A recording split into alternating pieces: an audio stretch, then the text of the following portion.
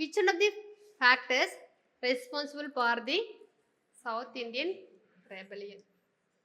எதை சொல்றாங்க சொல்லுங்க பாப்போம். தென்னிந்திய கிளர்ச்சி அப்படின்னு சொல்லிட்டு இங்க எதை மீன் பண்ணாங்க? சவுத் இந்தியன் ரெபலியன் அப்படின்னு சொல்லிட்டு மருது பிரதர்ஸ் இருக்காங்க இல்லையா? ஸோ அது வருது. ஃபர்ஸ்ட் பார்ப்போம் கம்பெனி ரிஃபார்ம்ஸ் இன் தி பாளையம். ஓகேவா?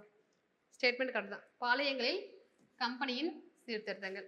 ரெண்டாவது கம்பெனி பொருளாதார சுரண்டல் மற்றும் அதிகப்படியான வரி விதிப்பு. Second point correct. Economic exploitation and heavy taxation of the company. மூணாவது வந்து ஃபெமைன் வரும். அதனால தான் என்ன பண்ணுறது, நம்ம கட்டபொம்மன் வந்து வச்சிருப்பார் இல்லையா, அமௌண்ட் வந்து பே பண்ண முடியாமல் நிறைய வந்து வச்சிருப்பாரு. 3310 கூட வச்சிருப்பாரா, வரி கட்டம் வச்சிருப்பார் இல்லையா. அதுக்கு ரீசன் வந்து ஒன் ஆஃப் தி ரீசன் வந்து ஃபெமைன் வந்திருக்கும். அடுத்து frequent wars of the company. Company நடத்திய அடிக்கடியான போர்கள். இது எல்லாமே பார்த்தீங்கன்னா சவுத் இந்தியன் ரெபலியனுக்கு காரணமாக இருக்குது. ஓகேங்களா? தென்னிந்திய கிளர்ச்சிக்கு காரணமானது இது எல்லாமே தான். ஸோ ஆன்சர் வந்து 4 ஸ்டேட்மெண்ட்டுமே வரும்.